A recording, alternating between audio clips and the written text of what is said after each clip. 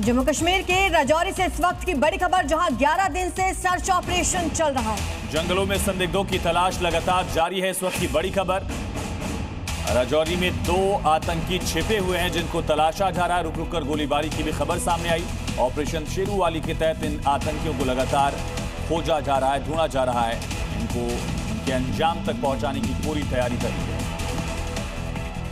और इसी बीच बड़ी खबर, नीट पेपर लीक से जुड़े हुआ बड़ा अपडेट आ रहा है। आरोपी प्रोफेसर के घर पर बुलडोजर कार्रवाई की गई। प्रोफेसर पीवी कुलकर्णी के घर पर बुलडोजर चला। कुलकर्णी की 4 मंजिला इमारत ढाई गई। महाराष्ट्र के बीच में बना था हुआ ये घर, जिसको बुलडोज किया गया है। इसकी तस्वीरें देखिए। आरोपी प्रोफेसर जिसके घर पर ये बुलडोजर चला गया, 4 मंजिला इमारत थी। स्थानीय प्रशासन ने नीट घोटाले के आरोपी पीवी कुलकर्णी के मकान पर बुलडोजर कार्रवाई की। पूरे निर्माणाधीन मकान को ध्वस्त कर दिया गया। अधिकारियों ने नोटिस जारी कर निर्माण रोकने और नियमों का पालन करने की चेतावनी दी थी।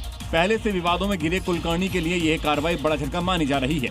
आरोपी कुलकर्णी ने अपने पैतृक घर को गिरवाकर नई इमारत का निर्माण शुरू किया था, लेकिन जाँच में ये निर्माण नियमों के खिलाफ पाया गया।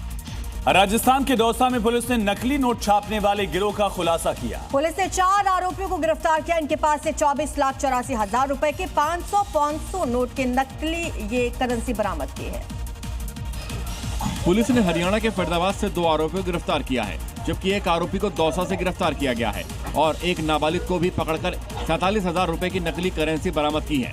तीनों आरोपियों को सोमवार को कोर्ट में पेश कर 7 दिन की रिमांड पर लिया गया है। पुलिस ने नकली नोट छापने की मशीनें और अन्य सामग्री बरामद की है। पुलिस आरोपियों से नकली करेंसी से जुड़े नेटवर्क के बारे में पूछताछ कर रही है। गुजरात के जामनगर में जेजे अस्पताल एक बार फिर से चर्चा में है। अस्पताल के अलग अलग विभागों में कुत्तों के घूमने का एक वीडियो सोशल मीडिया पर वायरल है। आवारा कुत्तों के आराम फरमाते हुए ये तस्वीरें अस्पताल की हैं। नजारा जामनगर के जेजे अस्पताल का है, जहां अक्सर आवारा कुत्ते खुलेआम घूमते हैं। इन आवारा कुत्तों को आप अस्पताल के हर विभाग के आसपास देख सकते हैं। आवारा कुत्तों से पूरा अस्पताल परेशान है। अस्पताल में बड़ी संख्या में मरीज और तीमारदार पहुंचते हैं। रोजाना ही 70 से अधिक लोग एंटी रेबीज इंजेक्शन लगवाने आ रहे हैं। अगर जल्दी अस्पताल को आवारा कुत्तों से छुटकारा नहीं मिला तो परेशानी और बढ़ सकती है।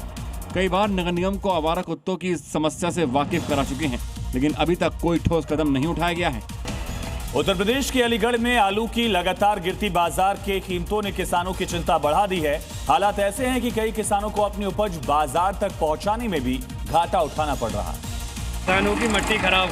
अध्यक्ष जी आलू डालने इस आर्थिक दबाव के चलते अकराबाद थाना के क्षेत्र के भीलावटी गांव में एक किसान ने खेत में ही बड़ी मात्रा में आलू नष्ट कर दिया। बाजार में आलू के दाम इतने कम हो गए हैं कि किसानों की लागत तक निकलना मुश्किल हो रहा है। एक किसान ने करीब 150 बोरे आलू खेतों में डालकर नष्ट कर दिए। किसान का कहना है कि मौजूदा हालात में आलू को बाजार तक पहुंचाने का खर्चा भी नहीं निकल पा रहा है। पहले लगभग आलू का बोरा 800 रुपए तक बिक जाता था, आज उसी बोरे के 100 रुपए मिलना भी कठिन हो गया है। ऐसे में खेती पर खर्च की गई राशि, मजदूरी, सिंचाई और अन्य कृषि कार्यों की लागत की भरपाई भी नहीं हो पा रही है। ओडिशा से एक हैरान करने वाला वीडियो सामने आया, जहां एक पैरालाइज्ड बुजुर्ग को कोबरा ने जकड़ लिया। गनीमत रही कि लोगों की सूझबूझ से उसकी जान बच गई,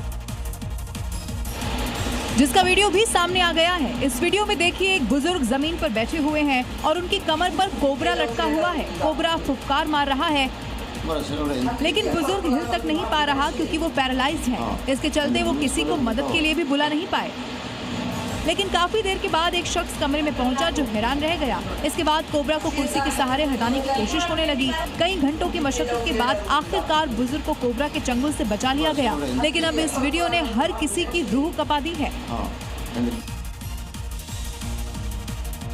और अब देखते हैं राज्यों से जुड़ी इस वक्त की 5 अहम खबरें।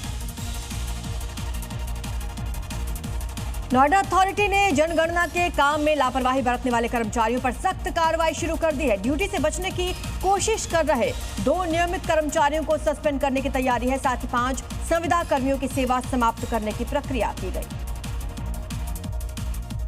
यूपी के बलरामपुर में एक दर्दनाक सड़क हादसे में 20 साल के छात्र की मौत हो गई। तेज रफ्तार कार ने बाइक सवार को टक्कर मार दी थी। टक्कर इतनी भीषण थी कि बाइक कार में फंस गई और दोनों वाहन करीब 500 मीटर तक घसीटते हुए चले गए। मध्य प्रदेश के बुरहानपुर में तेज हवाओं और बारिश के साथ आए तूफान ने तबाही मचा दी। तेज हवाओं के कारण जिला अस्पताल परिसर के अंदर पेड़ उखड़ गए, आवागमन बाधित हुआ, लोगों को परेशानी हुई। बिहार के सिवान में सड़क पर उस समय अफरा तफरी मची जब एक चलती बाइक में अचानक आग लग गई। कुछ ही मिनट में बाइक आग का गोला बन गई, जलकर राख हो गई। बाइक सवार समय रहते उतर गए, गनीमत रही हादसे में कोई हताहत नहीं हुआ। मध्य प्रदेश के इंदौर में अचानक से मौसम ने करवट ली। बारिश के साथ तेज हवाएं चली, जिससे लोगों को भीषण गर्मी से राहत जरूर मिली। दूसरी ओर कई इलाकों में पेड़ भी गिरे, जिससे नुकसान हुआ, लेकिन कोई जनहानि नहीं हुई।